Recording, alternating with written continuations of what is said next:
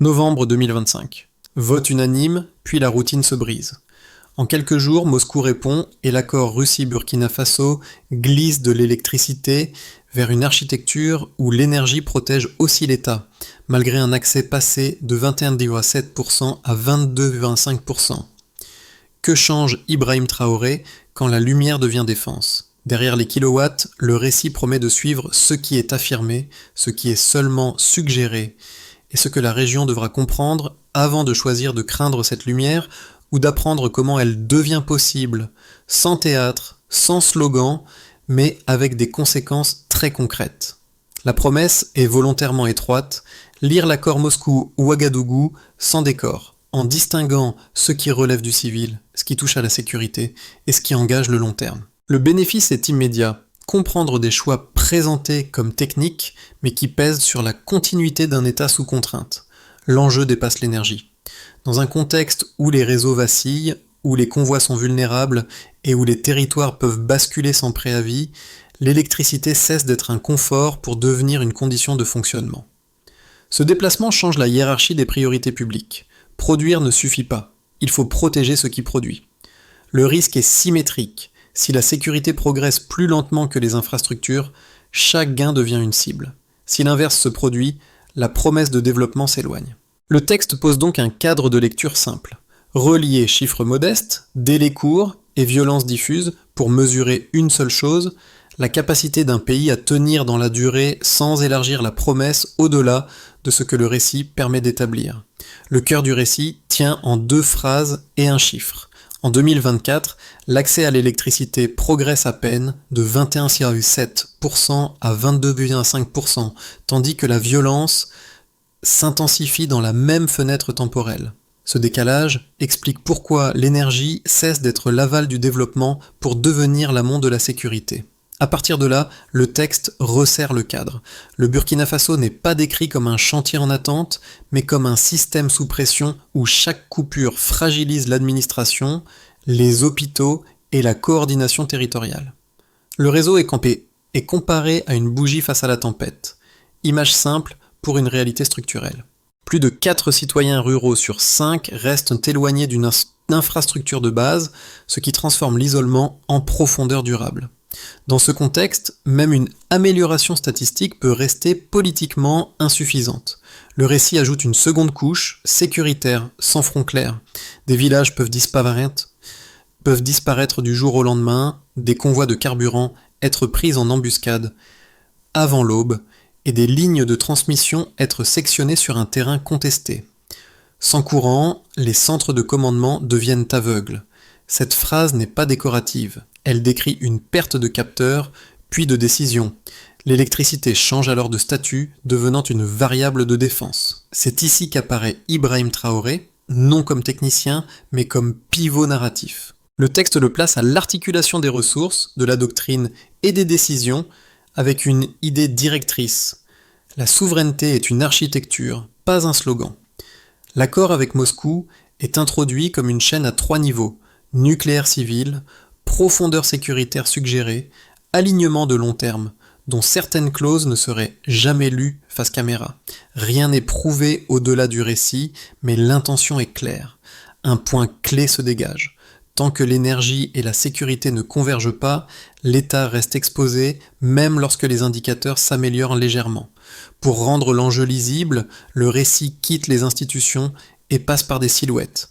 La première est celle d'un usager ordinaire d'un réseau instable.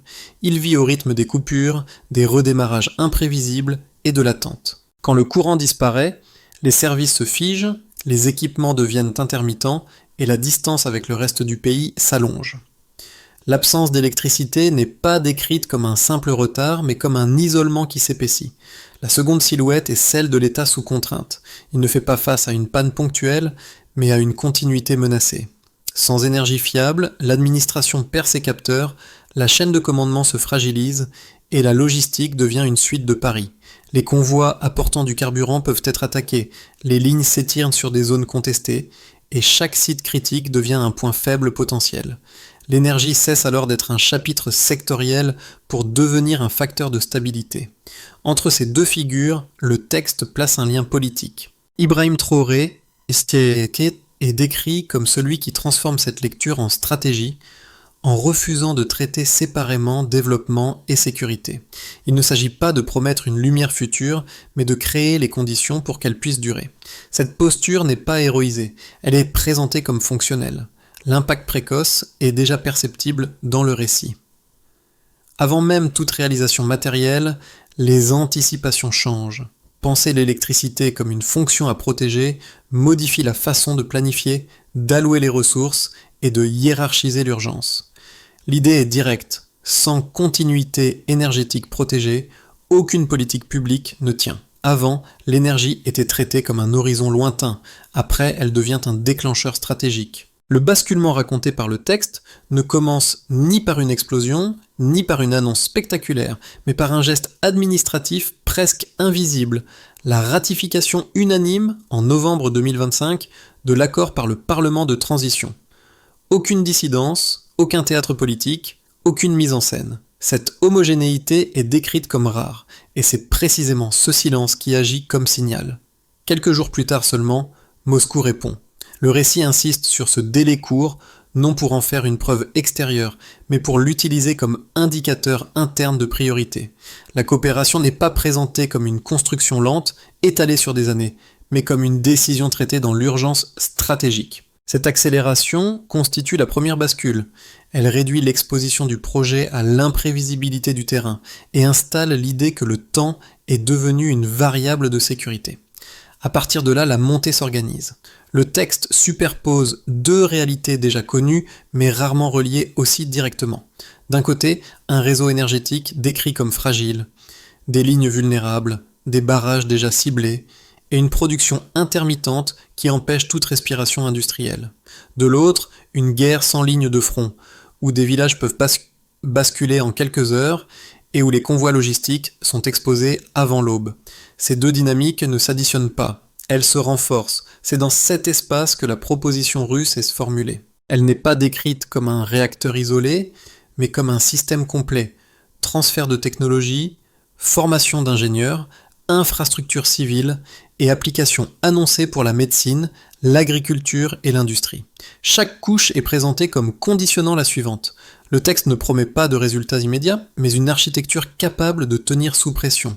La tension monte lorsque la narration glisse vers la sécurité. Sans confirmer de présence formelle, elle évoque une profondeur consultative possible, adaptée à la protection des corridors et des sites critiques. Rien n'est affirmé frontalement, mais l'empilement des indices crée une cohérence. Dans un environnement où l'énergie devient une cible, protéger l'infrastructure apparaît comme un préalable, non comme une dérive. Le point culminant est atteint avec l'hypothèse d'une zone de sécurité spécialisée autour d'un futur site. Surveillance, imagerie thermique, analyse prédictive et unités formées à la défense d'infrastructures sont évoqués comme des outils prudents plutôt que comme une militarisation. Protéger le site revient alors à protéger la continuité de l'État. C'est à ce moment précis que Ibrahim Traoré réapparaît dans le récit, non pour personnifier l'accord, mais pour relier ces séquences. Il est décrit comme l'axe politique qui accepte la logique suivante. Sans sécurité, l'énergie est une vulnérabilité. Sans énergie, la sécurité est illusoire. La ligne des événements se referme sur cette question ouverte. Cette chaîne tiendra-t-elle assez longtemps pour produire autre chose qu'une promesse ? La base est modeste, l'écart est parlant. Entre 2023 et 2024, l'accès à l'électricité passe de 21,7% à 22,5%, une progression réelle mais trop faible pour modifier la vulnérabilité nationale. Ce delta, qualifié de murmure statistique par le récit, sert de point d'ancrage. Même quand un indicateur s'améliore, un État peut rester exposé si la sécurité se dégrade plus vite que les réseaux ne remontent. Un premier repère chiffré concerne l'énergie. Le texte insiste moins sur la valeur absolue que sur sa signification opérationnelle. À ce niveau d'accès, la continuité reste fragile. Les hôpitaux fonctionnent en mode dégradé, l'industrie demeure intermittente et les administrations locales perdent leur capacité de coordination dès qu'une coupure survient. L'explication est courte et directe. Produire un peu plus ne suffit pas si l'infrastructure reste facile à interrompre. Un autre repère, plus lourd, concerne la violence. Le récit affirme qu'en 2025, plus de 50% des morts terroristes mondiales se concentrent dans cette bande du continent, avec le Burkina Faso comme épicentre. Ce chiffre n'est pas utilisé pour choquer, mais pour cadrer une contrainte structurelle. Il signifie que la menace n'est pas périphérique, mais centrale, et qu'elle pèse sur chaque décision d'infrastructure. Dans un tel environnement, chaque ligne électrique, chaque convoi et chaque site deviennent des points de friction potentiels. La phrase clé suit : ce poids statistique n'est pas seulement une donnée sécuritaire, il devient une variable de planification. Plus la violence est diffuse, plus les délais, les protections et les redondances comptent. L'énergie cesse alors d'être un projet sectoriel pour devenir une fonction régalienne évaluée à l'aune de sa capacité à résister au choc. Un dernier repère, cette fois temporel, concerne la rapidité de réaction. Le texte souligne que Moscou répond en quelques jours après la ratification burkinabé. Aucun chiffre précis n'est donné, mais l'insistance sur la brièveté du délai transforme le temps en indicateur. Dans des contextes instables, explique le récit, les délais courts réduisent l'exposition des projets à l'imprévisibilité du terrain. Moins le temps s'étire, moins les points de sabotage s'accumulent. Pris ensemble, ces trois repères forment une équation simple. Un delta énergétique faible indique une fragilité persistante. Un poids terroriste élevé impose une protection renforcée. Un délai stratégique court suggère une tentative de stabilisation anticipée. Tant que ces variables ne convergent pas, l'État reste dans une zone de risque. C'est ici que Ibrahim Traoré est de nouveau placé comme liant analytique. Le texte le présente comme celui qui relie chiffres, délais et doctrine, sans célébration ni condamnation. Les données ne servent pas à annoncer une réussite, mais à montrer les marges restantes. La conclusion intermédiaire est nette. Sans convergence entre production, protection et temps d'exécution, l'énergie reste une promesse vulnérable plutôt qu'un levier de continuité. Le texte prend soin de présenter deux lectures opposées, chacune cohérente à sa manière. La première, la plus prudente, considère l'accord avant tout comme un projet de développement. Dans cette lecture, le cœur du dispositif reste civil, coopération nucléaire structurée, transfert de technologie, formation d'ingénieurs et applications annoncées pour la médecine, l'agriculture et l'industrie composent un écosystème classique. Le registre sécuritaire serait alors un habillage narratif destiné à rendre politiquement acceptable un chantier énergétique ambitieux dans un environnement instable. La rapidité de réponse de Moscou s'expliquerait par une efficacité administrative, non par une rupture stratégique, et la priorité resterait la stabilisation du réseau à long terme. La seconde lecture, plus critique, renverse l'ordre des priorités. Elle voit dans l'énergie un vecteur visible d'une intégration sécuritaire progressive. Le récit insiste sur la guerre sans ligne de front, la vulnérabilité des convois et la facilité avec laquelle des infrastructures peuvent être sabotées. Dans ce cadre, toute promesse nucléaire impose en amont une transformation de l'appareil de défense. La mention d'une profondeur consultative, même non confirmée, puis l'évocation d'une zone de sécurité spécialisée autour d'un futur site, ne serait pas accessoire. Elle formerait une architecture où la protection devient aussi importante que la production. La réponse proposée par le texte ne tranche pas par des preuves externes, qu'il ne fournit pas. Elle tranche par sa structure interne. Le récit commence par l'énergie, mais déplace rapidement l'attention vers la sécurité, avant de revenir à une équation unique. Développement parce que sécurité, et sécurité parce que développement.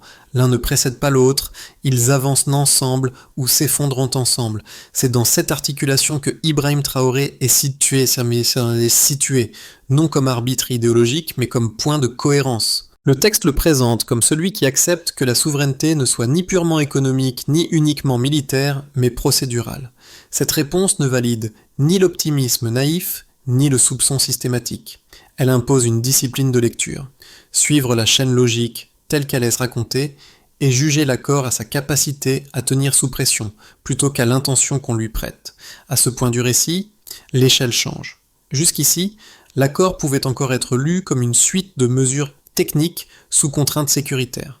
Le texte opère maintenant un déplacement plus profond, il ne s'agit plus seulement de produire et de protéger, mais d'organiser une continuité étatique autour d'actifs jugés vitaux. L'énergie n'est plus un secteur, elle devient une fonction à défendre au même titre que le territoire.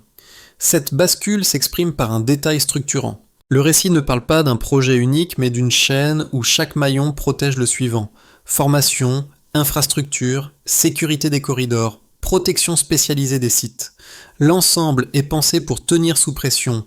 La logique n'est pas expansionniste, elle est préventive. Réduire les points de rupture avant qu'ils ne deviennent des leviers contre l'État. C'est ici que Ibrahim Traoré est explicitement repositionné. Il n'est plus seulement l'acteur qui relie énergie et sécurité, mais celui qui assume une définition opérationnelle de la souveraineté. Contrôler les ressources, sécuriser les infrastructures, rendre l'autonomie difficile à inverser.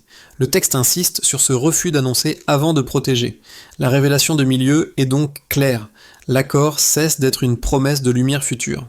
Il devient un test immédiat de discipline stratégique. Protéger ce qui doit durer avant de prétendre à ce qui brillera. Du point de vue de l'État, la première conséquence décrite est celle de la continuité. Le texte insiste sur un point précis. Sans énergie protégée, l'administration perd sa capacité à voir et à coordonner. Les centres de commandement deviennent aveugles, les communications se fragmentent et la prise de décision se ralentit. Dans ce cadre, l'accord n'est pas présenté comme une montée en puissance immédiate, mais comme une tentative de stabiliser les fonctions régaliennes. En liant énergie et sécurité, l'État cherche moins à gagner qu'à ne plus décrocher. Ibrahim Traoré apparaît ici comme celui qui accepte cette priorité défensive, en traitant l'électricité comme une condition de souveraineté opérationnelle. Du point de vue des entreprises, l'effet décrit est d'abord anticipatif. Le récit évoque une industrie au point mort, freinée par l'instabilité du réseau et par l'impossibilité de planifier. Une trajectoire énergétique plus crédible, même annoncée, modifie déjà les calculs. Investir, étendre, moderniser redeviennent pensables, mais cette promesse reste conditionnelle. Dans un environnement marqué par le sabotage et les embuscades, l'infrastructure elle-même est un risque. La conséquence est double. L'énergie ouvre une perspective économique, tandis que la sécurité en fixe la limite. Sans protection des corridors et des sites, la stabilité reste théorique. Du point de vue des citoyens, surtout en zone rurale, l'impact est présenté comme un rattrapage de dignité. Plus de 4 habitants sur 5 demeurent coupés d'une infrastructure de base, ce qui transforme l'isolement en profondeur sociale. Le texte décrit une vie quotidienne dépendante d'alternatives fragiles, où les services essentiels se raréfient. La perspective d'un réseau plus solide devient alors une réintégration dans la même temporalité que le reste du pays. Parce que le récit associe énergie et sécurité, cette réintégration est aussi décrite comme une protection indirecte, une société moins fragmentée, donc moins vulnérable. Enfin, à l'échelle régionale, la conséquence dépasse les frontières. Le texte trace une continuité entre le Burkina Faso, le Mali et le Niger, et évoque un corridor sahélien où énergie, industrialisation et sécurité se renforcent mutuellement. Ce qui se décide à Ouagadougou est présenté comme une onde qui oblige les capitales voisines et extérieures à recalculer leurs hypothèses. Ici encore, Ibrahim Traoré est placé comme articulation. En liant doctrine de souveraineté, contrôle des ressources et choix d'alliance, il incarne un déplacement d'équilibre plus large. La conséquence régionale la plus tangible n'est pas un chiffre supplémentaire, mais un changement de posture. L'énergie devient un facteur de recomposition stratégique, pas seulement un enjeu de développement. On peut d'abord envisager une avancée par palier qui semble la plus probable. Dans cette trajectoire, la coopération se structure sans produire encore d'effets énergétiques visibles. Les formations s'installent, les chaînes de décision se clarifient, et la sécurité des corridors devient un sujet central. L'impact principal n'est pas une augmentation immédiate de l'offre, mais un gain de continuité perçue. L'État apparaît plus cohérent, moins réactif à court terme, et l'accord commence à peser sur les anticipations régionales avant toute réalisation matérielle majeure. L'énergie agit alors comme signal d'organisation plutôt que comme résultat. On peut aussi imaginer une dynamique cumulative, plus favorable. Les formations se traduisent en capacité opérationnelle, les dispositifs de protection réduisent la vulnérabilité des sites et la dimension énergétique soutient progressivement l'industrialisation. Dans ce cas, la promesse interne du texte se vérifie. L'énergie cesse d'être un mécanisme de dépendance pour devenir un pilier d'émancipation. L'effet principal est institutionnel et psychologique. L'idée qu'un État sahélien puisse consolider sa souveraineté par une chaîne d'engagement cohérent gagne en crédibilité et l'accord devient un précédent observé au-delà du pays. Enfin, une trajectoire plus sombre correspondrait à une contradiction structurelle. Le texte rappelle qu'un projet énergétique lourd ne peut coexister durablement avec le sabotage permanent, la chute de localité et la fragilité des lignes de transmission. Si la pression insurgée s'intensifie ou si les infrastructures deviennent des cibles plus visibles avant d'être protégées, l'accord pourrait produire l'effet inverse de celui recherché. Les points sensibles à défendre se multiplient sans que les bénéfices attendus ne compensent encore les risques. L'architecture sécuritaire prendrait alors le dessus sur l'architecture énergétique, repoussant l'horizon de développement. La clé de lecture proposée est conditionnelle, non prédictive. Si la sécurité des corridors progresse, alors l'énergie peut devenir levier. Si elle stagne, alors l'énergie devient vulnérabilité. La recommandation implicite est simple. Évaluer chaque annonce non par son ambition, mais par sa capacité à réduire un point de fragilité identifié. Le texte invite ainsi à juger l'accord non sur ce qu'il promet, mais sur la cohérence entre protection, délai et continuité. À ce stade, le texte cherche moins à convaincre qu'à traduire. Il propose 3 points d'entrée selon la position du lecteur. Pour les décideurs publics, l'enjeu est présenté comme une discipline. L'énergie n'est plus un secteur parmi d'autres, mais une condition de continuité. Penser l'accord comme une chaîne oblige à relier budget, doctrine et protection d'infrastructures au lieu de traiter ces sujets séparément. Le geste proposé est simple. Identifier le maillon le plus fragile, puis le renforcer avant d'élargir la promesse. Du point de vue des acteurs économiques, la lecture est plus pragmatique. Le récit décrit une économie freinée par l'instabilité du réseau et par des coûts de planification élevés. Ce que change l'accord, même à l'état de promesse, est un déplacement d'attente. Si une trajectoire énergétique plus stable devient crédible, certains investissements redeviennent rationnels. Mais la condition est explicite. La promesse de long terme doit être distinguée du risque immédiat lié à l'insécurité des corridors et des sites. Décider revient alors à comparer ces deux horizons, pas à réagir à l'annonce.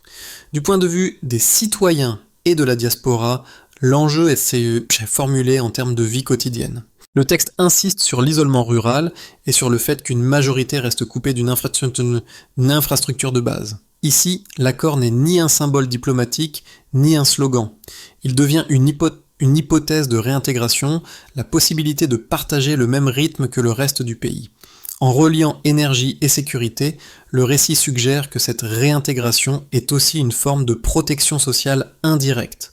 Dans ces 3 lectures, Ibrahim Traoré n'est pas proposé comme une figure à admirer ou à rejeter.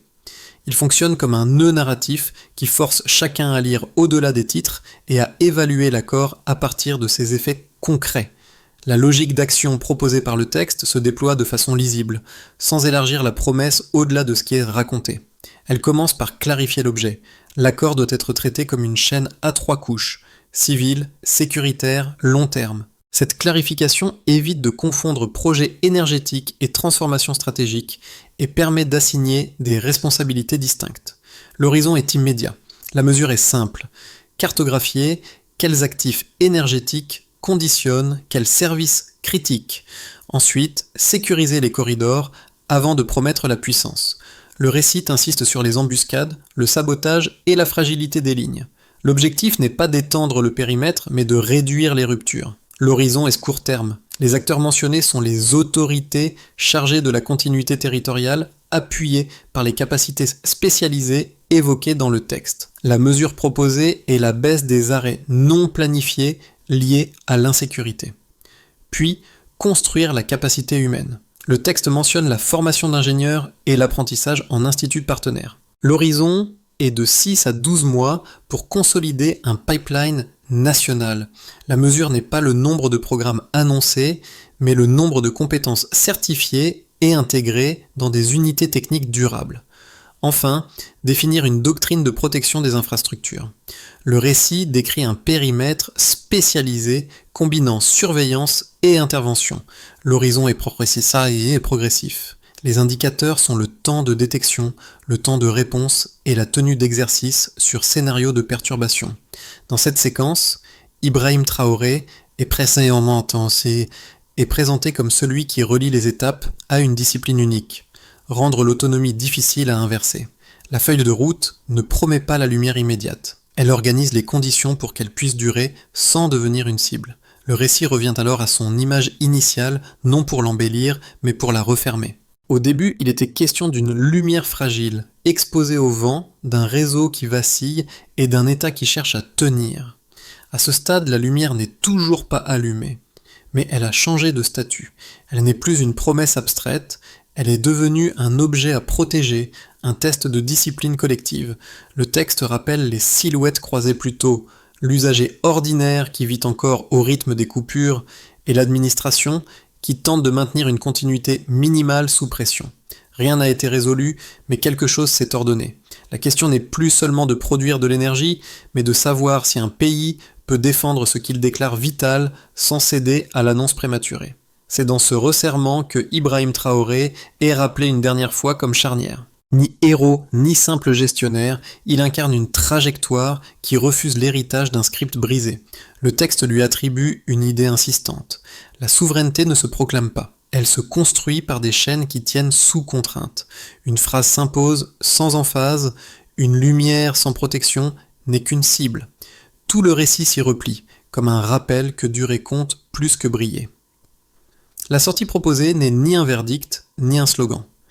Elle invite à une lecture active, presque méthodique.